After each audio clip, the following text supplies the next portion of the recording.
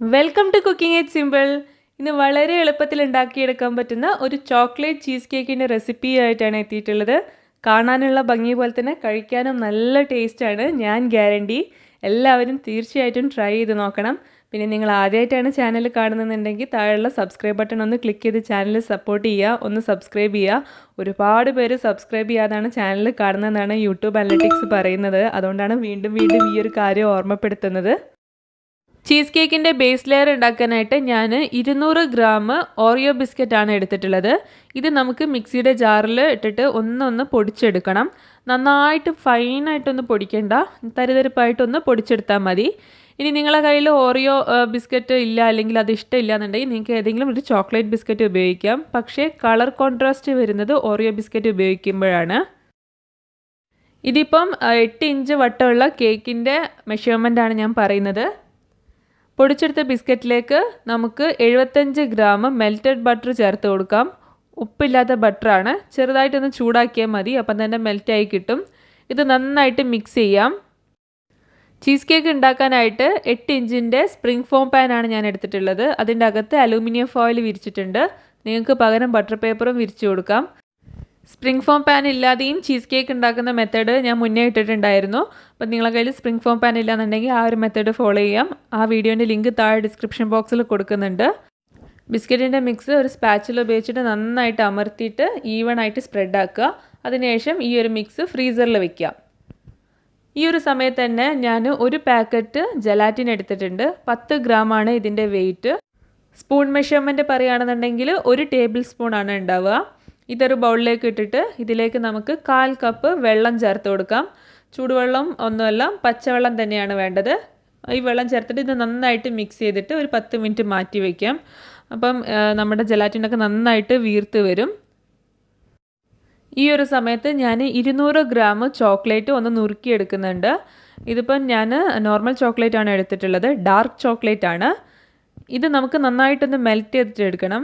നിങ്ങൾക്ക് തിളച്ച വെള്ളത്തിൻ്റെ ഒരു പാത്രത്തിൻ്റെ മുകളിൽ വെച്ചിട്ടും ഇത് മെൽറ്റ് ചെയ്തിട്ട് എടുക്കാം. അല്ലാന്നുണ്ടെങ്കിൽ ഓവണിൽ 20 സെക്കൻഡിൻ്റെ ബ്രേക്കിൽ വെച്ചിട്ട് എടുത്തിട്ട് അങ്ങനെയും മെൽറ്റ് ചെയ്തിട്ട് എടുക്കാം. ഞാനിപ്പോൾ ഇത് ഓവണിലാണ് മെൽറ്റ് ചെയ്യുന്നത്. 20 സെക്കൻഡ് ഓവണിൽ വയ്ക്കുക, ഒന്ന് ഇളക്കി കൊടുക്കുക, വീണ്ടും 20 സെക്കൻഡ് വയ്ക്കുക. അങ്ങനെ ഇത് മെൽറ്റ് ആവുന്നത് വരെ ഈ ഒരു മെത്തേഡിൽ ചെയ്യുകയാണെന്നുണ്ടെങ്കിൽ ചോക്ലേറ്റൊക്കെ നല്ല നീറ്റായിട്ട് മെൽറ്റായി കിട്ടും. ഓണില്ലാത്തവരാണെന്നുണ്ടെങ്കിൽ അടുപ്പത്ത് വെള്ളം തിളപ്പിക്കുക, അതിൻ്റെ മുകളിലായിട്ട് ഈ ഒരു ചോക്ലേറ്റിൻ്റെ ബൗൾ വെച്ച് കൊടുക്കുക, നന്നായിട്ട് ഇളക്കുക. അപ്പോഴും നിങ്ങൾക്ക് ചോക്ലേറ്റ് നന്നായിട്ട് മെൽറ്റായി കിട്ടും. ഇതേ ഒരു മെത്തേഡിൽ തന്നെ നമുക്ക് ജലാറ്റിന് മെൽറ്റ് ചെയ്തിട്ട് എടുക്കണം.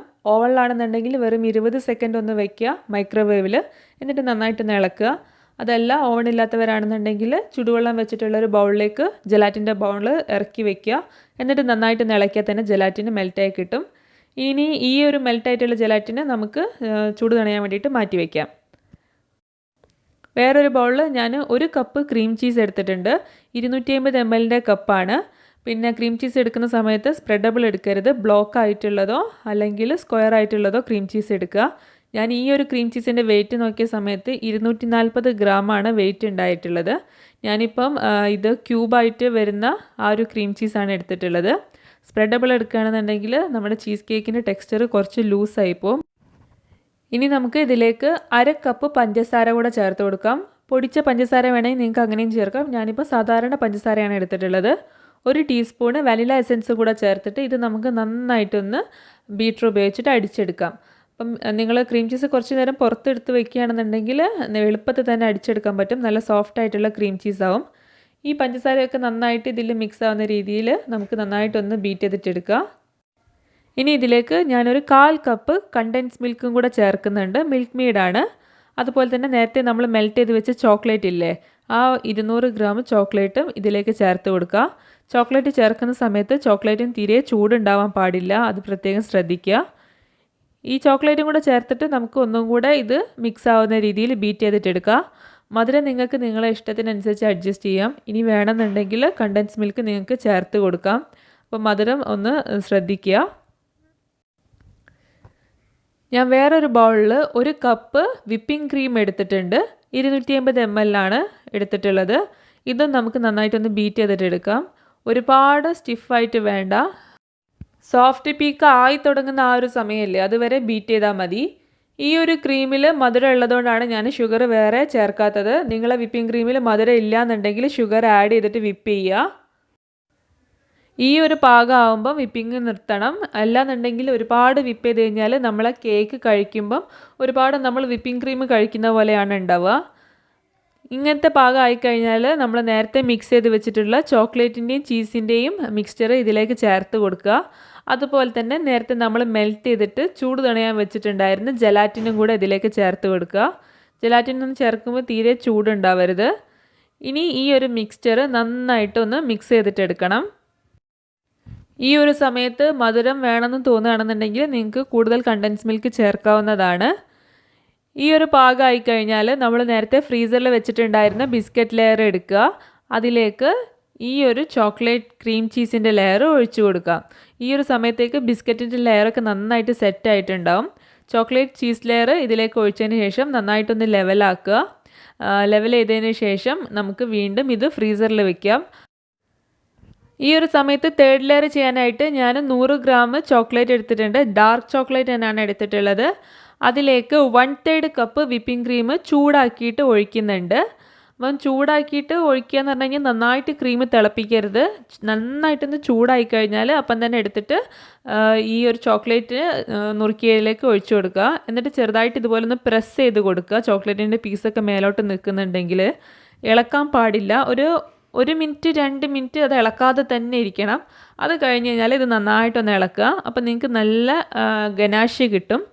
ഈ ഒരു ഗനാഷാണ് നമ്മൾ തേർഡ് ലെയർ ആയിട്ട് നമ്മുടെ ചീസ് കേക്കിൻ്റെ മുകളിൽ ഒഴിക്കുന്നത്.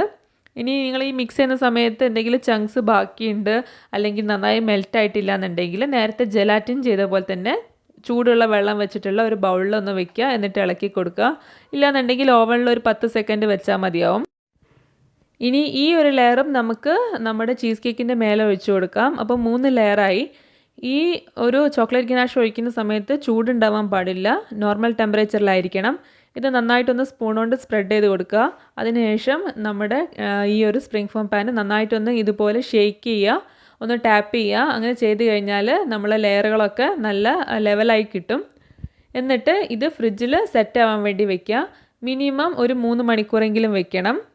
പിന്നെ ഇത് 3 മണിക്കൂർ കഴിഞ്ഞ് കഴിഞ്ഞാൽ ഫ്രിഡ്ജിൽ നിന്ന് എടുക്കുന്ന സമയത്ത് ഒരു ടവലിനകത്ത് കുറച്ച് ചുടുവെള്ളം ഒഴിച്ചിട്ട് ആ ടവലൊന്ന് പിഴിഞ്ഞെടുക്കുക. എന്നിട്ട് നമ്മുടെ സ്പ്രിംഗ് ഫോം പാനിൻ്റെ സൈഡിലായിട്ട് വെച്ച് കൊടുക്കുക.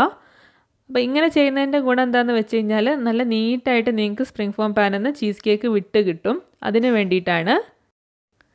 ഒരു 3 മുതൽ 5 മണിക്കൂർ വരെ ഈ ഒരു ചീസ് കേക്ക് ഫ്രിഡ്ജിൻ്റെ അകത്ത് വെക്കണം. അപ്പോഴേ നിങ്ങൾക്ക് നല്ല സെറ്റായിട്ട് കിട്ടുള്ളൂ. മുകൾ ഭാഗമൊക്കെ നല്ല ഹാർഡായി കണ്ടു കഴിഞ്ഞാൽ തന്നെ സെറ്റായി എന്നാണ്. മിനിമം ഒരു 3 മണിക്കൂർ വെക്കണം. എല്ലാ ഭാഗത്തും ടവൽ വെച്ചതിന് ശേഷം നമുക്ക് സ്പ്രിംഗ് ഫോം പാന് തുറക്കാം. എന്നിട്ട് നല്ല കെയർഫുള്ളായിട്ട് ഇതുപോലെ ആ റിങ് അങ്ങ് എടുത്ത് കളയാം. അപ്പോൾ നല്ല നീറ്റായിട്ട് തന്നെ നമുക്ക് നമ്മുടെ ചോക്ലേറ്റ് ചീസ് കേക്ക് റെഡിയായി കിട്ടിയിട്ടുണ്ട്. ഇനി നിങ്ങൾക്ക് നിങ്ങളെ ഇഷ്ടം പോലെ ഇത് ഡെക്കറേറ്റ് ചെയ്യാം. ഞാനിപ്പം കുറച്ച് ബെറീസും പിന്നെ ചോക്ലേറ്റ് ഷേവിംഗ് ഒക്കെ വെച്ചിട്ടാണ് ഡെക്കറേറ്റ് ചെയ്തിട്ടുള്ളത്. ഇനി ഞാൻ നിങ്ങൾക്ക് ഇത് കട്ട് ചെയ്ത് കാണിച്ചു തരാം ഇതിൻ്റെ അകം എങ്ങനെയാണ് ഉള്ളതെന്ന്. ഓരോ തവണ കട്ട് ചെയ്യുന്ന സമയത്തും കത്തി ഒന്ന് ടിഷ്യൂ കൊണ്ട് വൈപ്പ് ചെയ്യുക. അപ്പോഴേ നല്ല നീറ്റായിട്ടുള്ള കട്ടിങ് നിങ്ങൾക്ക് ചെയ്യാൻ പറ്റുള്ളൂ. ഇല്ലാന്നുണ്ടെങ്കിൽ ആ ഒരു ചീസ് കേക്കിൻ്റെ മിക്സ്ചറൊക്കെ അടുത്ത ലെയറിലേക്ക് വരും. അതുകൊണ്ടാണ്. ഈ ഒരു വീഡിയോ ഇഷ്ടപ്പെടുകയാണെന്നുണ്ടെങ്കിൽ തീർച്ചയായിട്ടും ചാനൽ സബ്സ്ക്രൈബ് ചെയ്യുന്ന കാര്യം ആരും മറക്കരുത്. താഴെ സബ്സ്ക്രൈബ് ബട്ടൺ ഇപ്പം തന്നെ ക്ലിക്ക് ചെയ്യുക. അപ്പോൾ കണ്ടല്ലോ, ഇത്രേ പണിയുള്ളൂ. ഇൻഗ്രീഡിയൻസും ടിപ്സൊക്കെ താഴെ ഡിസ്ക്രിപ്ഷൻ ബോക്സിൽ കൊടുക്കുന്നുണ്ട്. നല്ല റിച്ച് ആയിട്ടുള്ള നല്ല ടേസ്റ്റി ആയിട്ടുള്ള ചീസ് കേക്കാണ്. എല്ലാവരും ട്രൈ ചെയ്ത് നോക്കണം. നമുക്ക് പുതിയൊരു വീഡിയോ ആയിട്ട് കാണാം. Thank you for watching.